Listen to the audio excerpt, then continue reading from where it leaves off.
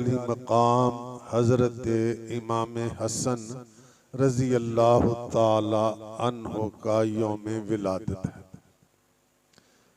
3 हिजरी यानी हिजरत के तीसरे साल, 3 हिजरी 15 रमज़ानुल मुबारक आपकी पैदाइश हुई।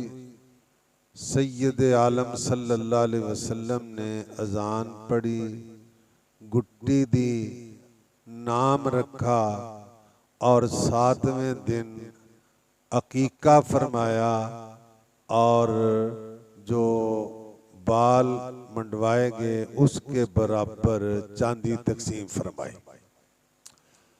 हजूर सल्लल्लाहु अलैहि वसल्लम के नहायत ही लाडले शहजादे थे। हजूर अल्लाह से दुआ मांगते थे, कभी अलग अलग करके, कभी दोनों के लिए।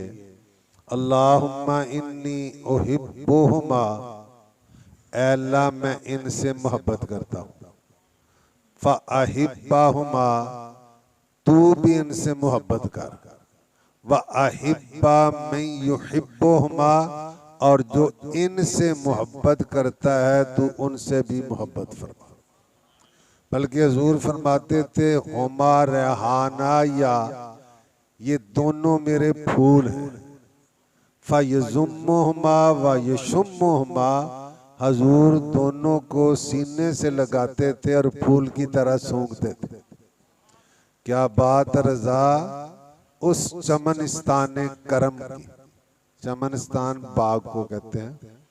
क्या बात रज़ा उस चमनिस्तान करम की, ज़हरा हो कली जिसमें हुसैन और हसन फूल।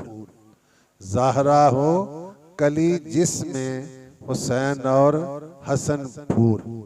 तो इमाम आली मकाम रज़ी अल्लाह ताला अन्हो के बारे में मेरे आका ने फरमाया, इन्ना इब्नी हाजा,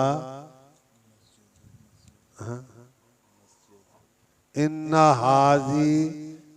हाजा इब्नी सैयदुन, मेरा ये बेटा सरदार है।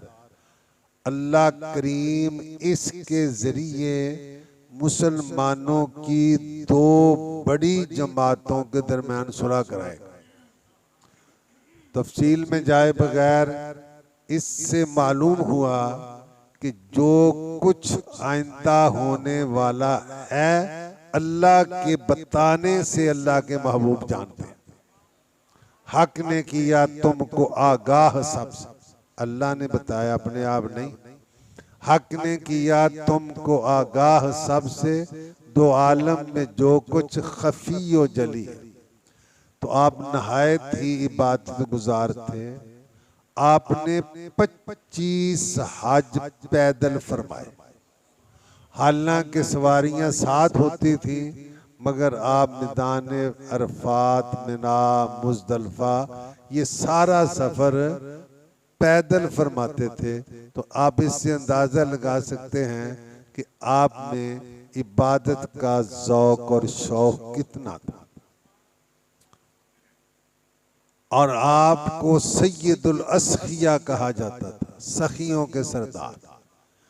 आपने कई मर्तबा घर के पूरे माल को अल्लाह की राह में खैरात कर दिया और कई मर्तबा आधा माल खैरात किया। एक मर्तबा इमाम आली मकाम इमाम हसन को सरकार ने कंधों पे उठाया हुआ है, तो एक बंदा कहता है, ने मल मर काबो रकिबता या गुलाम, ऐ बच्चे कितनी आला सवारी पे सवार है। नेमल मरकब रकिबता या गुलाम।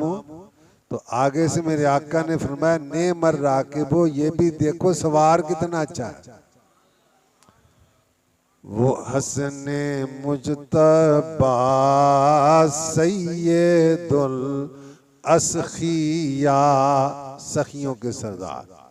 वो हसने मुजतबा सैयदुल अस्खिया, राकिबे दोष इज्जत पहला।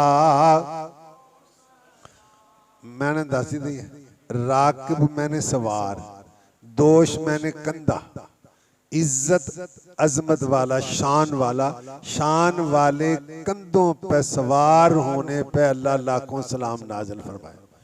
वो हसने मुजतबा सैयदुल राकिबे दोष इज्जत पहला। आप अल्लाह की रजा पर राजी रहते थे। एक सहाबी हैं हजरत अबू ज़र ग़िफ़ारी रदी अल्लाह ताला, ज़ाहिद तारके दुनिया, बल्कि वो इस हद तक थे जो माल जमा करते थे उनको सोटे मारते थे कि तुम दुनियादार हो।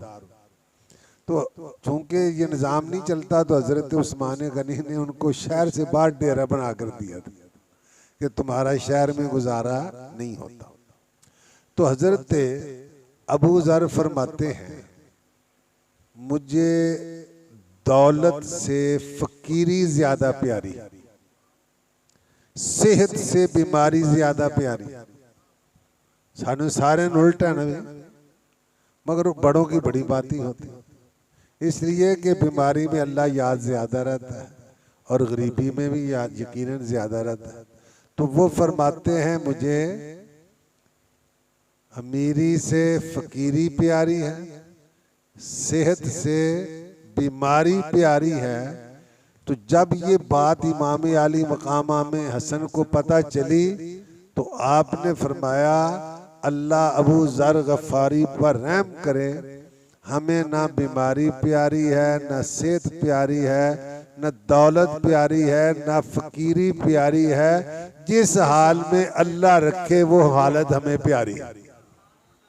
हमें वो हालत पे अमीरी में रखे तो वो प्यारी है, गरीबी में रखे तो वो।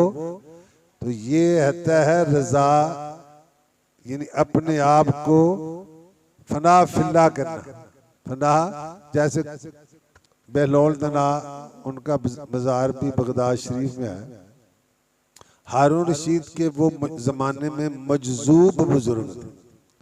हारून रशीद ने पूछा कि तुम्हारी गुजर बसर कैसी होती है? वो फरमाने लगे तो मेरी तो मौजें मौजें, हवा मेरी मर्जी से चलती है, बारिश मेरी मर्जी से बरसती है, सूरज मेरी मर्जी से निकलता है, मेरी मर्जी से डूबता है। हारू हैरान होके पूछता है ये तो सब कुछ अल्लाह की मर्जी से होता है, तुम्हारी मर्जी से कैसे होता है?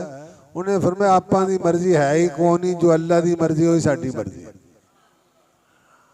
हमारी मर्जी है ही कोई नहीं है, जो कुछ होता है अल्लाह करता है वो हमारी मर्जी है। तो ये काम बड़ा इतना आसान नहीं है, गुफ्तन आसान, लफ्जों में बड़ा आसान है, मगर इस पर पूरा उतरना बड़ा मुश्किल है।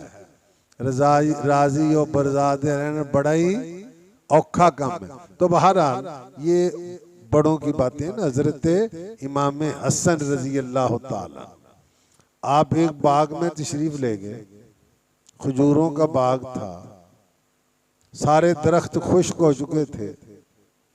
आप एक दरख्त के नीचे आराम फरमाने लगे। एक साथी कहने लगा काश कि तरो ताज़ा खजूरें खाने को मिल जाती, काश के तरो ताज़ा खजूरें खाने को मिल जाती। आपने दुआ के लिए हाथ उठाए, खुश्क दरख्त उसी वस हरे भरे और सरसब्ज और शादाब हो गए, खजूरें भी लगी और साथियों ने जी भर के खाई। जिसे नहीं पता था वो एक कहने लगे ये जादू है, दूसरे ने कहा ये जादू नहीं, ये आले रसूल का करिश्मा है। अल्लाह कादर करता अल्लाह है, मगर अल्लाह अपने प्यारों को शाने देता है। हजरत मरियम रजी अल्लाह ताला जब ईसा अलैहिस्सलाम की विलादत का वक्त करीब आया, आप वादी से बाहर चली गई, कोई तो कहते या लैतनी कुत मित तो कबल हाजा वकुन तो नसीयम मनसिया। ऐसी हालत में अगर औरत अकेली हो, नदामत का खौफ भी हो, तो क्या कैफियत होती है।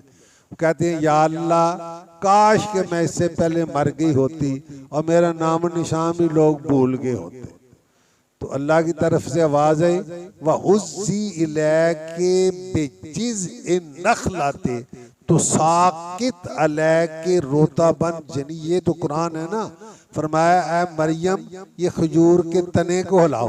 अच्छा हुण देखो किड्डा वड्डा ताकतवर है, खजूर का तना हिलता है हिलाने से। खजूर तो अल्लाह ने हुज़्ज़ी इलैके बिजिज़्इ नख़लाते खजूर के तने को हिलाओ तो साकित अलैके रोता बन जनिया, फौरन गिरेंगी तेरे सामने पकी हुई ताजा खजूरें। तो मरियम के हाथ लगने से अल्लाह खजूरों को हरा भरा कर सकता है, फौरन खजूरें लग सकती हैं। तो अपने नबी के नवासे की दुआ से अल्लाह खजूरें नहीं करता तो अल्लाह में हजरत मरियम के पास बंद कमरे में फल आया था कि नहीं। तो अल्लाह सारा कुछ करता तो अल्लाह ही है।